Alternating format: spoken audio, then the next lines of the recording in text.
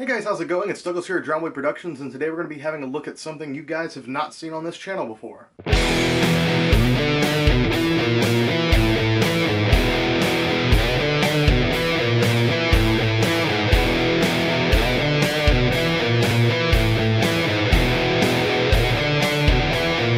So guys, this video has been a long time coming. This is something that should have came out a couple months ago, but I just kept putting it off for various reasons, of which I will touch into a little bit later. But I also want to say of what really inspired me to pick up this piece, because obviously by the title and thumbnail, you guys know what this video is. So my entire life, I've been interested in music. I've always been an avid consumer of music, as most human beings are. But I also thought to myself, I want to be able to do that. I want to be able to make these awesome sounds myself. I want to learn to play an instrument.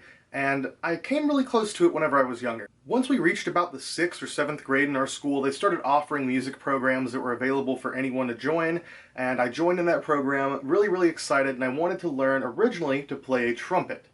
However, unfortunately, growing up poor, I ended up just kind of staying in the class for a few months before we realized that I would not be able to afford an instrument, and our family couldn't afford an instrument. We tried to get them used, we tried to see what we could find, and it just wouldn't happen. So there was no point of me staying in that class whenever I couldn't participate, and thus my aspirations of being a musician were ended pretty swiftly. And since then I haven't really looked back. I've really wanted to learn to play an instrument still, but just haven't had the time. I've mostly been working on honing other skills and talents, more so for art, rather than learning to play an instrument. Well, sometime late last year I ended up picking up a Gibson, which if you guys don't know what that is, it is a bootleg guitar, and it happened to be a very specific bootleg guitar, and it was a bootleg of Buckethead's signature Les Paul. Picked it up, it was okay, it was decent, but I mean, it's a Chinese-made guitar, it's not really a high-performance piece, it's more so meant as like a replica, but you can play it, you know? We did a little bit of work on it, upgraded some stuff, and I was learning to play a little bit here and there, just learning the basics. Not even to the point where I can really, shred or play a song or anything, just learning a little bit. And then we started having some issues with it. Of course, it had really shoddy electronics in it, and we had hot wired the kill switch ourselves. It actually didn't come wired, so we had to wire it. We got everything soldered, and I played for several hours, and then eventually that kill switch came disconnected, and I was just tired of dealing with issues from the whole thing, and thought to myself, man, I really want to get one of these Buckethead guitars, a real one. And around the time I really started to look for one, they had already hit the price point of $2,000 to $3,000, some even a little bit closer to $4,000, which is definitely drastically different from the 2011 price point that was advertised of a little over $1,000. I think it was a little bit less than $1,100, but a little over $1,000. And I thought to myself, I'm never going to be able to afford one of these. It's never going to happen. I'm never going to have that kind of money. Well, around the end of the year, / the beginning of this year, of course, my father was diagnosed with cancer and was going through all sorts of treatments for chemotherapy, some very other specific treatments for his bladder cancer and stuff like that. And at one point or another, it looked like we weren't going to have any help whatsoever. His insurance wasn't going to cover anything, and it looked like we were pretty set for failure. It looked really bad. And around that time, I started selling a lot of the collection. Of course, you guys may have noticed a majority of the Ghost collection is gone and stuff like that, if you guys are, viewers that have been around for a while. A lot of masks went, a majority of my collection went, a lot of really great pieces got sold, and a large amount of that money ended up going towards helping him out.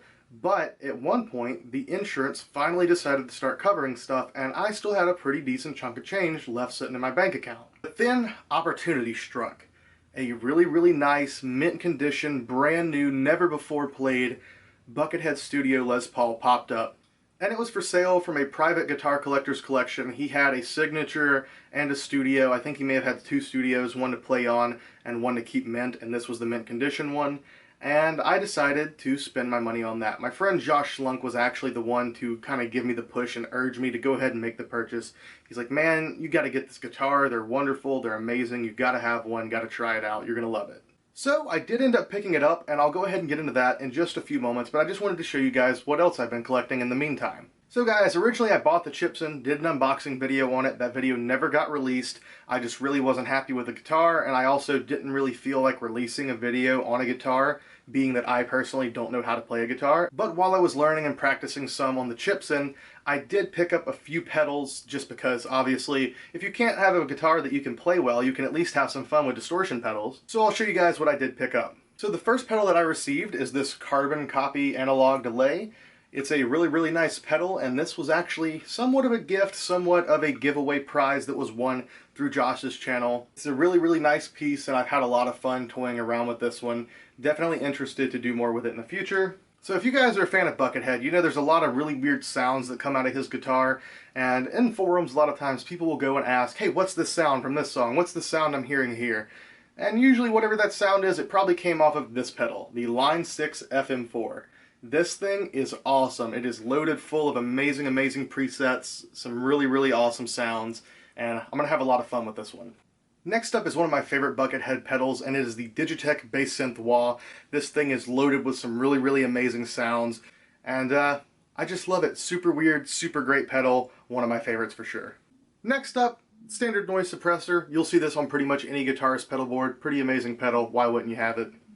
And of course, another really, really amazing pedal in Buckethead's arsenal, the Digitech Whammy 4.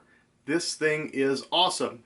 I haven't really figured out how to fully utilize all of its amazing details quite yet, but then again, around the time that I got this is around the time that I've kind of stopped playing, and I'll get to that as well when we get into the video, which, let's get into that. So, as you can see, right here in the back, I have the 2011 NAMM Buckethead guarding the studio. Of course, these came out in 2011. I think June 3rd, 2011 was the official release date of these. I could be wrong, but just off the top of the head, that's what I'm remembering. So guys, here it is in all of its glory. Here's the case. Absolutely massive, as you can tell. I'm a pretty large guy myself, but this is a big, big guitar. As you can see, Gibson USA. So let's go ahead and sit this down, and I'll show you guys the guitar and talk about it a little bit further. First thing you will notice is this #1 stretch strap. Same type Bucket has used prior. I already have these fitted with strap locks because this already has strap locks added to it. I did do that myself. It's the first thing I did to it when it came in.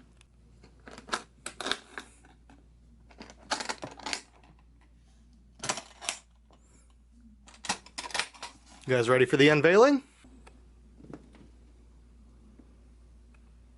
There it is, guys, in all of its glory. It is a beauty. So, to talk about this guitar a little bit more, I don't know if this is one I'll be playing much or not. Whenever I got it in, I actually did not know about a few issues that these have, which I will touch on in just a moment. But here it is, a little bit of information about it. It has a 27-inch neck. It is a large-scale guitar. It is a baritone, I believe. Large chambered body. It's 2 pieces of maple, and it is gorgeous. The finish on this thing is a nice satin white. Looks amazing. Very nice kill switches. Of course, you guys have seen this before if you've ever watched Buckethead play live. It's amazing.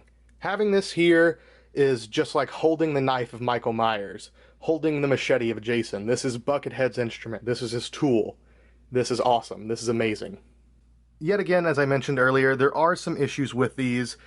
2 main issues are, number 1, the pickups and the headstock almost always yellow, and if you got to see this really all in frame at the same time, this is just slightly off white, and this is a nice brand new white. Now the pickups still look great, but the headstock is yellowing a little bit just from me taking it outside for a few pictures. I have played this guitar for less than an hour. I've had it outside for maybe 5 minutes for photographs, and that's it. And just from that little bit of exposure to UV light, the nitrocellulose that they used to finish this thing is already starting to yellow. Now, a lot of people were really turned off by that idea, and honestly, I don't hate it when they yellow. I think it ages really well and it looks nice. The signatures are a little bit better because when they yellow, it's the entire body, whereas this is just the pickups and headstock, but it's still a really, really nice guitar. Now, the other issue that I did not know about is these things are actually incredibly fragile.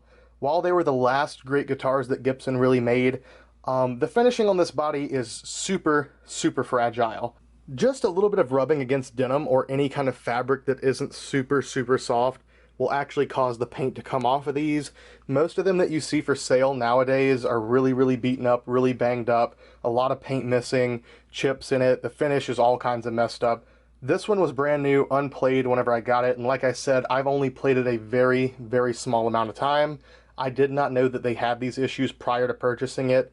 Otherwise, I may not have, because while it's an amazing guitar, I really wanted it to be able to play on it. And being able to hold this guitar and play on it for the short amount of time that I have, I can tell you, it's truly unlike any other guitar I've ever held or seen. They're absolutely amazing. and for someone my size, the scale feels perfect. I can't explain it any other way. It's just perfect. However, just from the small amount of holding it for pictures and what I have played on it, it's already got a spot, oddly enough, on the bottom over here, on the very bottom side, where the paint is actually scraped off in one tiny, tiny little place. It's not really that noticeable. You'll never be able to see it while it's being played, but still, to me, that's kind of a sign that this is a very fragile guitar, and so it's probably going to more so be for display than playing purposes. So as much as I do want to play this thing and enjoy it, I'll probably never really play it. At this point in time, my main goal is hopefully to go to a show and have Buckethead sign the headstock. I've seen a couple pieces that are signed, usually on the body down here, but you don't really see many of these signed, but I think it would be really, really awesome to have one of his signatures just up here on the headstock. It would be a perfect place because it's not going to be on the body where you're going to rub it off. It'll be able to be seen by everybody while you're playing it, if you're playing it, or it'll just look great while on display. And that's probably where this is going to end up, as in a display cabinet or a display case at some point. Well guys, there you have it. I hope you all enjoyed the video, and I want to give a quick shout out to my friend Josh Schlunk for not only encouraging me to pick up this guitar, but for also being a great mentor and teaching me the ways of guitar. But not only is Josh a great mentor, but a good friend and a wonderful guitarist as well. And he also has provided some of the amazing music that you guys have been hearing on the channel as of recently. So Josh, no one better but you, take it away, show him how to play this thing.